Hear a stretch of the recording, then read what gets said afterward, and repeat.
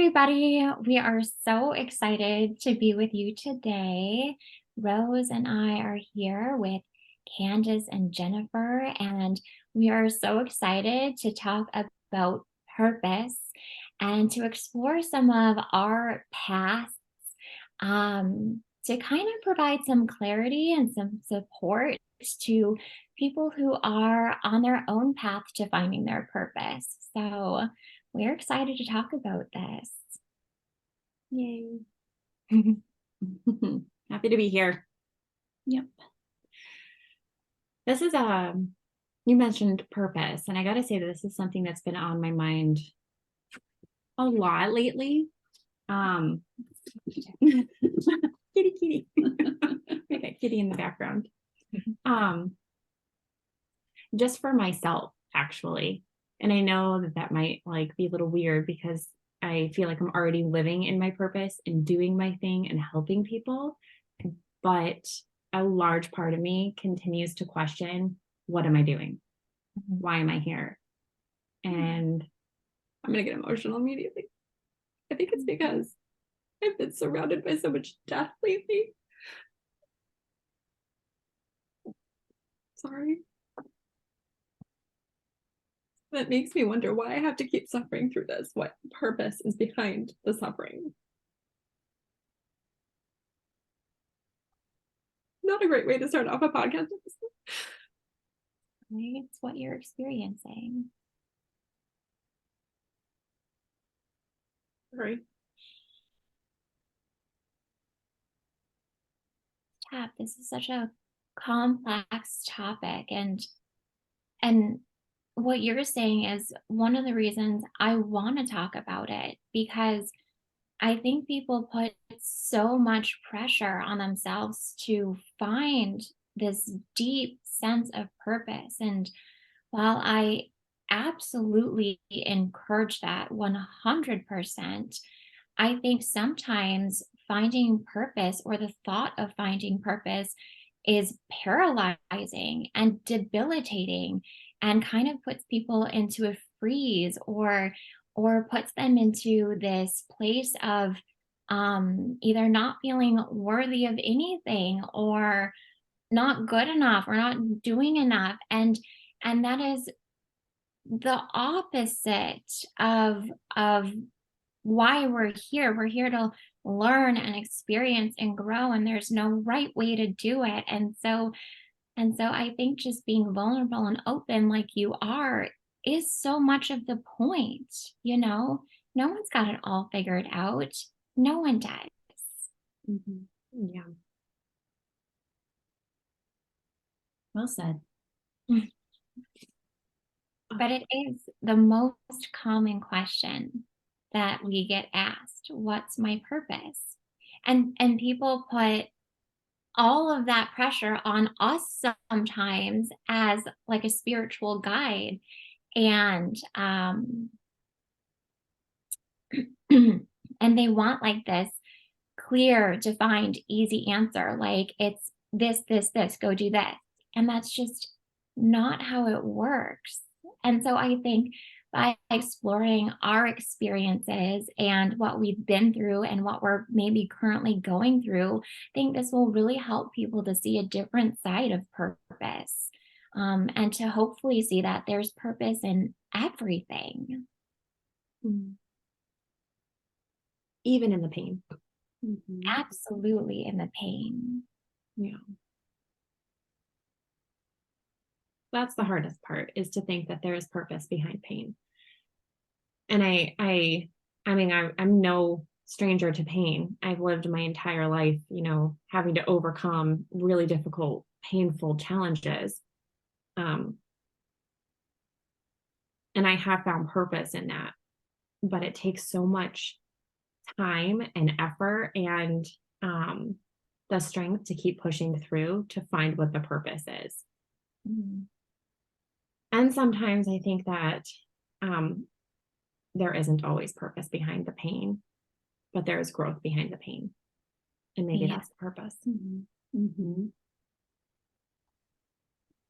Yeah. I was actually just asked by someone recently, they're asking about their purpose. And if you think about this from a human design perspective, purpose is not in your career. It isn't compartmentalized with like what you're doing. Purpose has a lot to do with the energy that you're bringing. In human design, it's all about the energy that you embody that is the purpose of you being in existence and interacting with other people, because you are bringing a certain energy that the world needs. And it's not as simple or even as complicated as what's my job going to be and how am I going to make this a career. It's sometimes it just is. You are already living in your purpose, whether or not you believe that to be true, and whether or not you even know that, the energy that you bring is the purpose behind why you're here. Am I making sense? Oh my gosh, yes. Okay. That makes me think of the astrology work that you do, Ashley. And a lot Mhm. of times I know people will find in their astrology charts that part of what they're here to do is just to bring positive energy. Where Yeah. you talked about, you might get the idea that you need to go to the grocery store, even though you don't need anything at all. And the reason you go to the grocery store is you're bringing that energy into that space, and somebody's going to encounter you and receive something from you, whether you talk or interact with that person or not. And Mhm. I love that idea of your being your purpose without even being conscious of it. Yeah. Mhm. Yeah. I think like I always remember, I don't know if it's necessarily a quote, but like we're called human beings, not human doings. And I think there's so much truth to that, as cheesy as it sounds. We put so much emphasis on the doing, and I'm super guilty of it. Mm. But a lot of our purpose is to just be. And gosh, is that hard? Mhm. Oh my gosh. Oh, I'm looking at Jennifer because that I keep telling you that you have purpose in just being here and what you provide energetically and emotionally and the compassion that you bring. And I mean, I don't mean to call you out, but I feel like sometimes that's hard for you to hear because it's not what you're doing. Right. It's what you're bringing to the Right. table. That is hard. But I was just going to say that. Yeah. Yeah. That's funny. it's a completely unconscious thing that you're doing. And So I just have to exist. That's it. yeah, well done. Thanks. And you're right, we do put so much emphasis, like crippling emphasis on I must be doing this thing. I Oh, must yeah. be sharing my gifts. I must be getting my voice out there. I must be doing. And it becomes such a giant pressure on our own shoulders to make ourselves have purpose that I feel like we fall short Mhm. of what our real purpose could We be. get lost in that. Yeah. Yeah. For sure. Yeah. So, my question today is, what are some of the things that you guys have gone through in life or career or whatever that um, you now see were stepping stones to where you are now, but at the time maybe you felt like you were drowning or purposeless or confused or lost? I'm still there. You know what? No, that's the perfect answer. I think part of us is always still thinking that, right? Mhm. Yeah. Oh, Darn I'm ego mind. what haven't I done in my past that has felt purposeless? And then I've always been like, I used to hate going into job interviews because I had so many different careers that I was in, and I'm only 35. I've been a hairdresser, I've been an exercise physiologist, I've been a life and health coach, and now I do Reiki energy healing. Daycare provider. I've been a daycare provider. I've done the whole gamut. And I hated going into interviews because I was like, they're going to look at me and be like, you've been really exploring, haven't you? Like you have done a lot of different careers, but every single career I've had, I felt like, no, there's like something more that I need from this. There's something more. And it's led me down this road where eventually I found my thing that I really love doing, whether or not it's my quote unquote purpose. It's something that I love putting my time and my energy into. And I'm using all of the skill sets that I acquired from all of my many, many careers that I've had. Yeah. I just gathered a bunch of tools into my toolbox, and I find that I'm using all of those tools now in what I'm doing. I'm using life coaching when I'm working with people with Reiki or in card readings, even. And using the skills that I learned, people skills, and how to read people when I was doing hair, those things you think that they're not important, like, oh, I did this for a living and I did this for a living. And it's like, forget about what the job title was. What did you gain from that? How did that help you grow and develop? And good chances are the parts that you took from that helped you grow and develop are going to be used in whatever future purpose career that you have or thing that you do. Yeah. Sorry, did I just end the show? No, it's okay to have an awkward I'm moment. thinking about what you're saying, Candace, and your story is like the total opposite of mine. That's what I'm thinking right now. Oh, let's hear your story. Because I stayed in school until the end of my 40s. I was like not trying out a million things. I was finding one environment and learning how to exist in that environment. And once I figured it out, that I didn't want to leave that environment because that would mean starting all over again. And that was really, really scary. So, and what's interesting is that environment that I was in wasn't really a great environment for me. But because of fear, I stuck it out. So, yeah, I was a child, of course, in school, and then eventually became a school teacher. Did that for a long, long time because school was, supposedly a safe place for me. But it was really hard because I have a sensory processing disorder.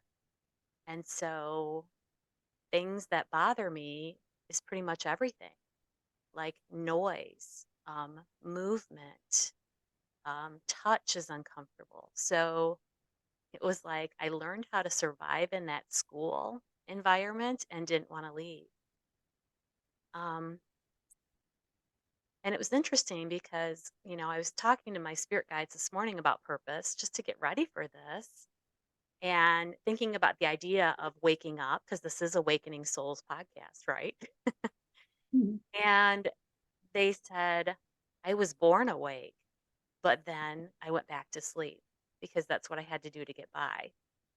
And now I'm still in the process of, getting myself back. And I just wonder how many people that has happened to where we're born with all these beautiful gifts or these abilities or these sensitivities. And just to get by, we kind of shut them down. I mean, who hasn't? Right? Everybody's raising their hand. Yeah. Been there. Yeah. So what happened is eventually, and I always felt like I was on purpose. I always felt like I was supposed to be teaching and working with kids, but the environment got so uncomfortable that eventually I had to leave. So, and that's really hard when you've done something for a long, long time, and then all of a sudden you have to change and do something else, and you lose your identity. And when I switched from being a really successful elementary teacher, because I was good, I'll say it. And then all of a sudden, I started working in the industry I do now, which is healing. I was going from seeing lots and lots of kids every day to crossing my fingers and hoping I would get a client a couple of times a month. And so that really, changes. And you do kind of feel like you're not on purpose because things aren't happening the way they're supposed to be. But given time and given all kinds of beautiful people coming into my path to help me out and help me figure that out, I kind of definitely feel like I'm aligned with my purpose now in a deeper way. And I wonder, as we grow and evolve, does our purpose grow and evolve with us? I was going to ask that, actually. I was going to ask you that. Yeah. Do you think our purpose changes, or do we outgrow our original purpose or complete our purpose and move on to another level of purpose? Yeah, I think so. I think it has to evolve and change in some ways. And it's interesting because we do past life regression, and almost everybody asks that question: "What Mhm. is my purpose?" Because we want to know, and we want to make sure we're aligned with it. And we're getting done what we came here to do. Um, and most of the time, it is very, very simple. Yeah. Right, Ashley? Yeah. It's like one word. Yes. So when I asked the question, "What's my purpose?" the answer I got was to love. I was just gonna say Same. to love. I think that was mine too. Yeah. Um, It's like we put all this pressure on our shoulders, and sometimes it is easier. mhm. Well, society and life in general doesn't really set it up for us to live in our purpose and that be easy. No. They have goals, Mhm. and we're just trying to get by and live life within the construct of the social and Mhm. environmental norms. And I think that's where we fall back asleep. And is part of our purpose to help those social expectations and norms to change and evolve? I Yeah. think so. I Oh, feel 100%. I know in so many human design readings that I've done, like there are people who are here who are designed to push the norms, who are designed to wake people up, who are designed to like ruffle some feathers and get people out of, stagnation and into movement. So, absolutely. Mhm. Candace, is that part of your human design? I was just gonna say that sounds kind of like you, but to ruffle feathers, is it? That's not mine. No, my human design, my purpose is to steer people in the right direction. Okay. Yeah. Yeah. Which I feel like I do. And I've Mhm. always done. If you really break it down, I did help steer people in the right direction when I was doing hair, because hair was more of counseling. Um, it definitely went beyond the color and the cut of the way that they looked. It went into talking about much deeper aspects, and that's where I found too that I was like, God, there's more than I need from this. I want to help people grow. I want to help steer people in the right direction for them. So, with that, I guess I did find my purpose, but I didn't even know my human design purpose until I was 30. So So only when 6 you years look ago. back, do you feel like you were still aligned with your purpose, even though you didn't know what it was? Always. Yeah.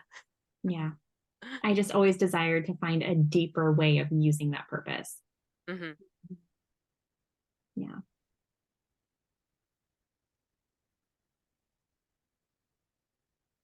Jennifer, I'm curious about you. I feel like I don't know a lot of your past. Yeah.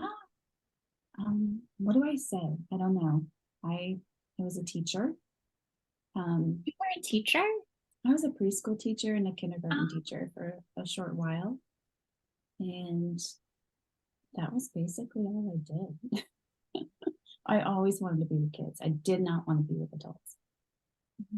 So I'm kind of the same way now. I think I interact better with kids. I feel more like myself when I'm with kids. And when I'm with adults, I just kind of clam up. Mm, It's a confidence thing, I guess.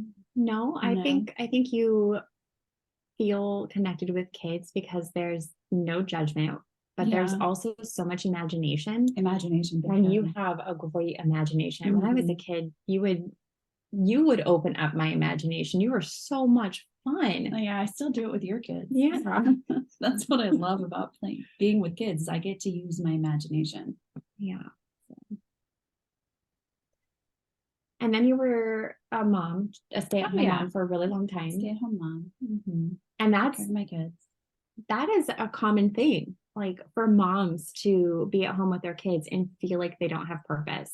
And one Yeah. person I talked to recently, she was like, oh, I know what my purpose is. It's just to be a mom. And I'm like, That's what I felt too. Yeah. I was like, it's actually not that simple. It's not just that you're a mom. And it's definitely not that you were just a mom, because you took care of me. You took in children who really needed someone to love or needed to be loved, and you showed them what love could be. And without you, I wouldn't have known that. Oh, Damn, I'm emotional. Okay. So yeah, I think your purpose is love. yeah. And in your profile, I believe you have the 4 in your profile, and that is in human design. And that's all about loving, nurturing relationships. And the biggest impact you make on people are in relationships. That is part of your purpose. Yeah. I see that. Thanks. So I'm just here to love. My arms are open, wide open.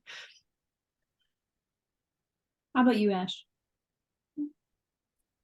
Well, I resonate with both of what Candace and Rose said. I feel like I too bounced around a lot and like did wildly different things that seemed to have no correlation. And then I reached a moment of like dropping it all and sort of having that identity crisis and having this deep embarrassment of like taking a break and not doing anything.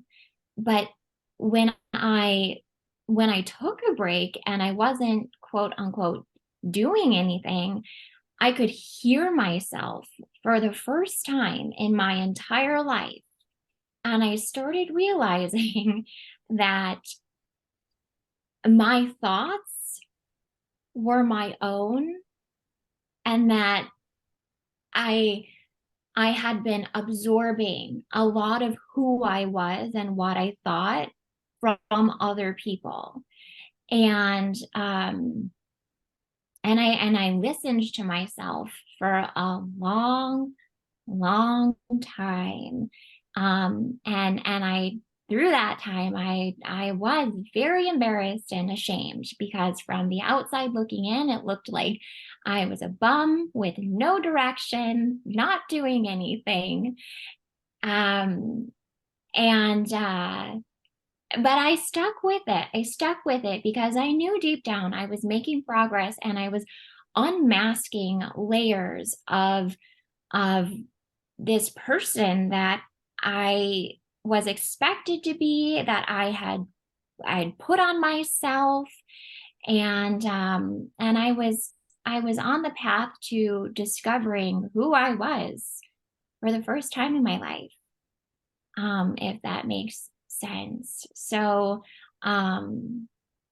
yeah, I went through a period of gaining the tools. So I had wanted to study to be a doctor, and I did that for a while, because I love the human body, I love anatomy, I love science, and then I also really love business. And when I had left studying medicine, I don't even know how or why. I was like, I want to do something that's super focused on love and just loving everyone and cultivating that. And I thought to myself, I love business.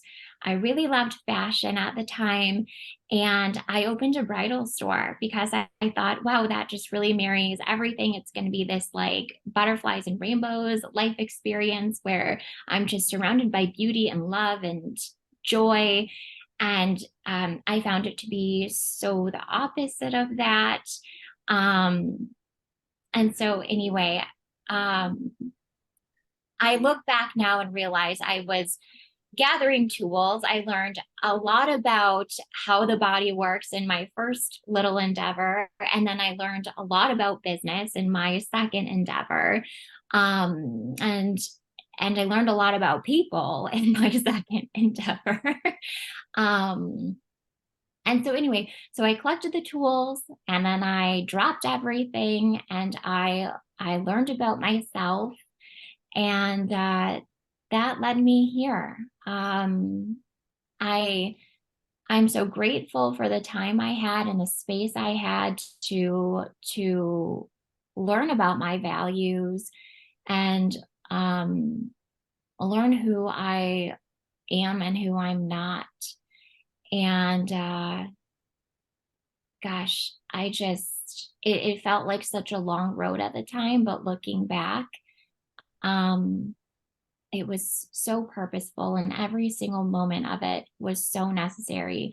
Every tear I cried, every nap I took in the middle of the day that seemed like I was wasting away, every book I read, every meditation I did, every time I got yelled at by someone in business, every single thing, good, bad, or ugly, had so much purpose.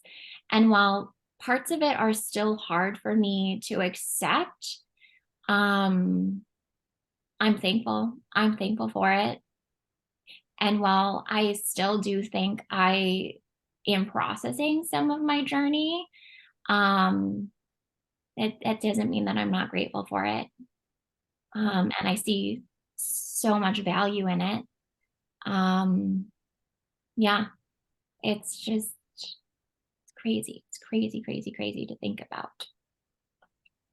Did that make sense? Yeah. Like I Yeah. ramble. I guess the journey never really ends No. in finding who you are, because No. we're constantly growing, we're constantly being challenged in new ways and having to overcome those challenges. In my case, a lot this year. Yeah. If you asked me like last year who I am, who are you, I would have been like, I'm a mom, I'm a grandma. Those are the terms I would have given myself, but they're so different this year. I'm a loving being.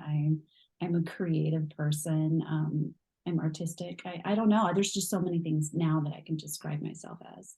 Yeah. When last year I couldn't. So I'm still discovering who I am. Yeah. And, we do think that when describing ourselves that we have to have identity or labels that people can understand, but they're just labels. They are not who we are, and they're not what we came here to do necessarily. Like, yeah, I do healing. I do energy healing. Is that who I am? I think that's a part of what I do, and it's a part of something I love, but no, it is not who I am. And there's a big difference between your purpose and your identity. And your identity is not tied to your career or the titles or the labels that you put on yourself or that others put on you. Yeah. And going back to like talking about how we're changing culture and things like that. Oh, I'm sorry. I'm gonna mute. Okay, sorry, Pippi was barking. Okay, what were you saying?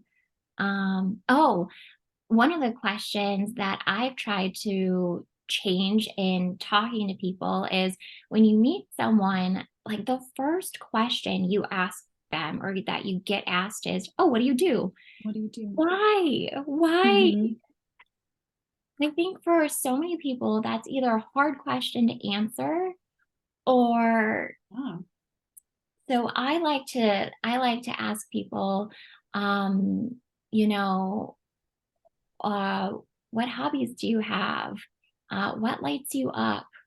You know, there are so many better questions we can ask and start conversations with other than, oh, what do you do? I like that. I'm gonna start doing that. I hate that question. What do you do? I hate getting asked that question because I don't work. I sit at home. I garden. I don't know. Oh. And those are great answers though. But like, I sit at home. no, That's an honest answer. I sit Yeah. at home too. I think a lot of empaths sit at home. Oh, yeah. But Oh, yeah. yeah, you feel judged. You feel judged. And Mhm. of course you're judging yourself a little bit, but yeah, that one single question of what do you do prevented me from going and doing a lot of things with people, because I was like, if I get asked this question, I'm going to have to admit that I don't do anything. Mm, And that makes me a worthless person. Right. yep. Because we're not a human doing. We're being a human being, Yeah. which nobody thinks we should be. Yeah. That question does feel like judgment though. It's Mhm. like, oh, I'm putting you on the spot and I'm going to quietly judge Mhm. whether or not I think your job is worthy. Mhm. And Well, that does define you all in that 1 minute. it's determining Yeah. status is what it's Oh, yeah. Yes. determining status as far as are you in the above me or below me in the Mhm. hierarchy according to what you do. Mm, Mhm. So no, I hate that question too. And when, people ask me what my job is, I do say energy healer, but immediately my walls go up because it depends on who I'm with. Some people, if I Yeah. say energy healer, you can tell by the look on their face that they're thinking, "Oh, she's all woo woo and yeah. flaky," and Yeah. I or bet you they're even wear deodorant. right, right. And I do wear deodorant every day. You smell lovely. Oh, thanks, Ashley. Oh, goodness. Yeah, so it's like it immediately puts you on your guard. Yeah. Yeah.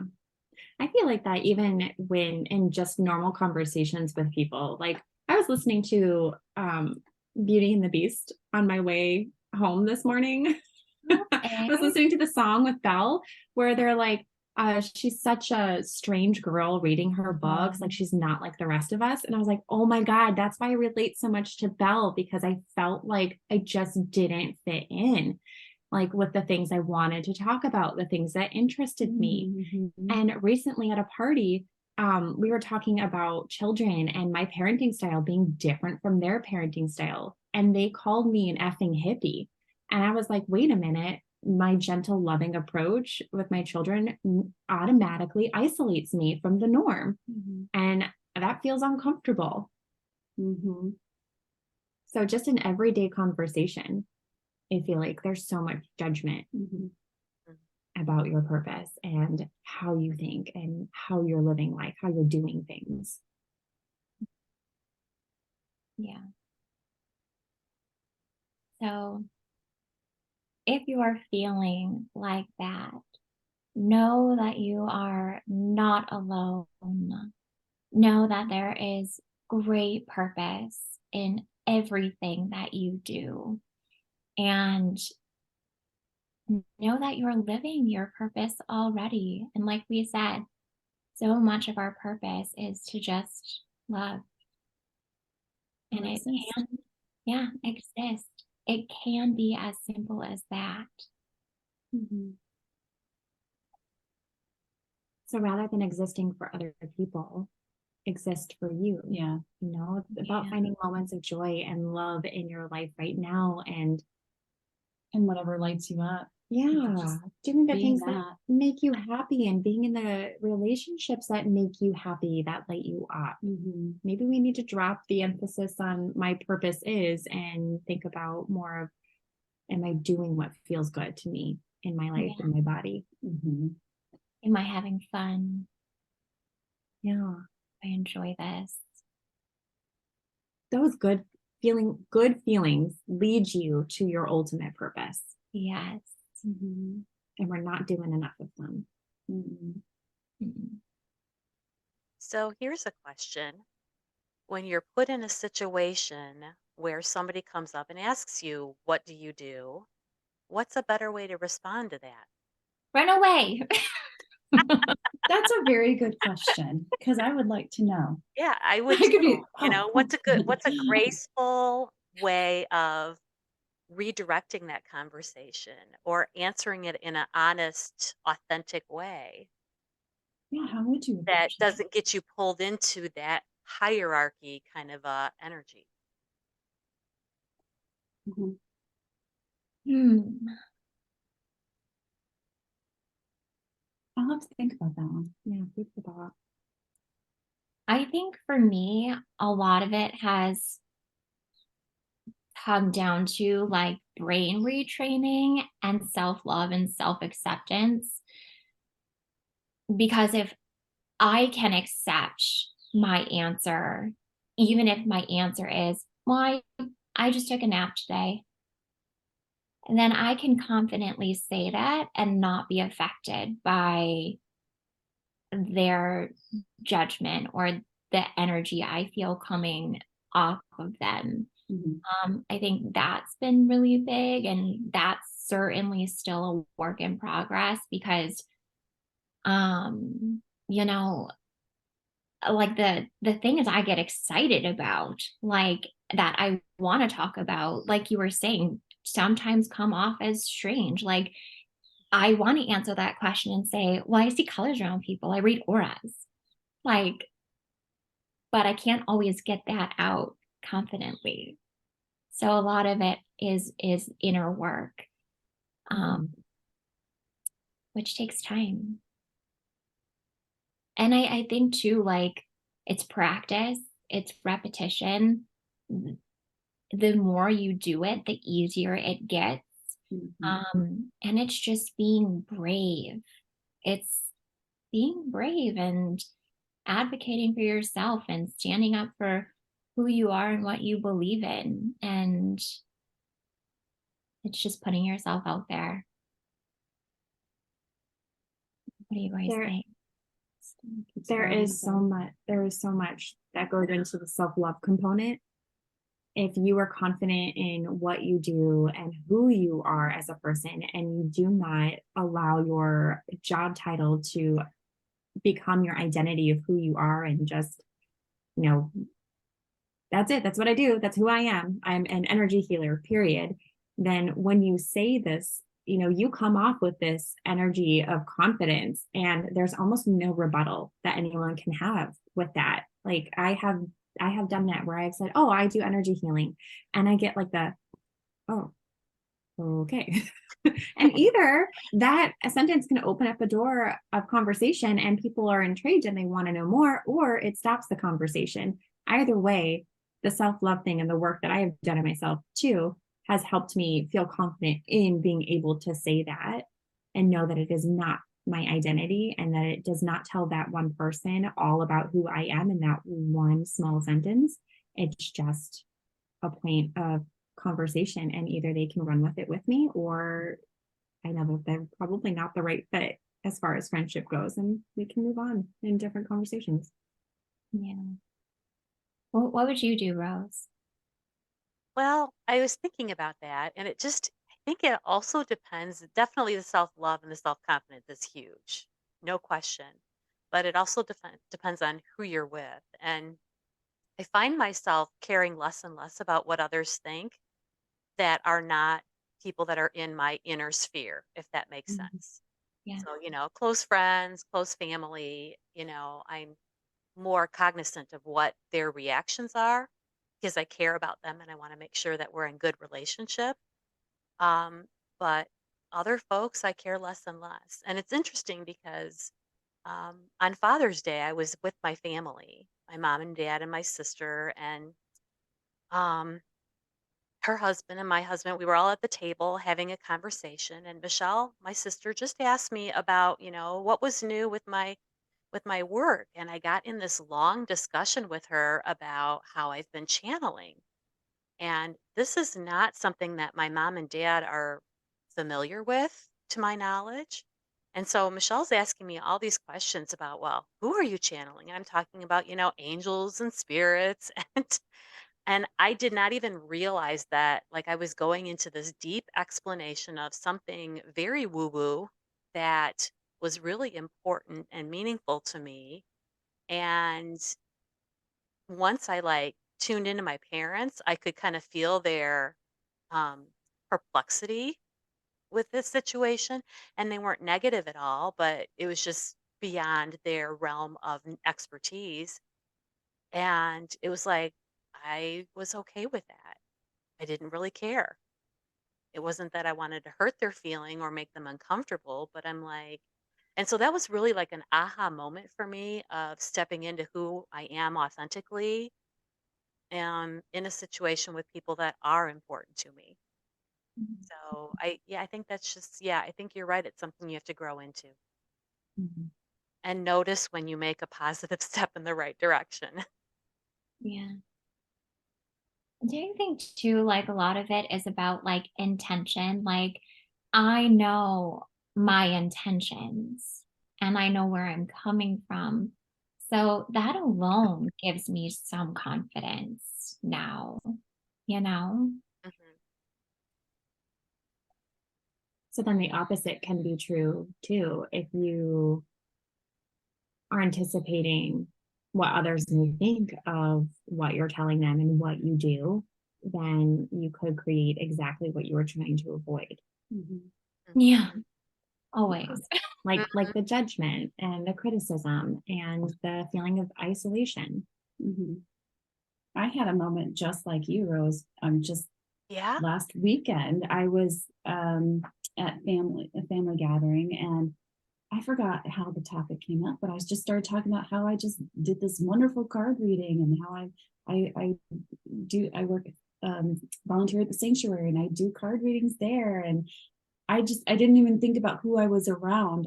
It just came out because I felt good about it, and nobody batted an eye, you know. And I realized it after I said, I'm like, oh, did I really just do that in front of everybody here? And nobody said anything, nobody cared, nobody, yeah, it was really nice. So your acceptance kind of forced everyone to go, oh, I accept it. Yeah, basically, because I was so confident about it and I was just like, blah, said it all. And they were like, oh, okay. That's awesome. So that makes me think if the energy that you're putting out is openness and accepting of others, non judgmental, not trying to determine a hierarchy, then are we less likely to find ourselves in that situation because we won't be triggering the other people around us? Mm-hmm. I'm Makes open, sense. accepting of myself. I'm going to be open and accepting of everybody else for whatever they bring, Mhm. and Yeah, kind of giving everybody permission to be their authentic self love that. without judgment. I hope Yeah. that's where we're heading as a society. Wouldn't that be awesome? I Oh, think I that's think it's where we very are. neat. Yeah. Yeah. I think in our community, with the people that we see on a regular basis, with the sanctuary and the people that we surround ourselves with as far as friends, I think we're in that direction. And I find that it's harder for me to find people who aren't accepting Yeah. now than it was when I was first starting this work. Mm-hmm. But you're right, it could be the level of acceptance I've had for it and the confidence that I have in myself. So that was reflected in what I'm seeing in my everyday life. Well, thank you everyone so much for listening. We are so grateful for your presence and for your willingness to sit with us during this conversation. And I truly hope that you gained something from this. And don't forget to follow us on Instagram at awakening_souls_podcast. Or you can email us at rourawakeningsouls@gmail.com.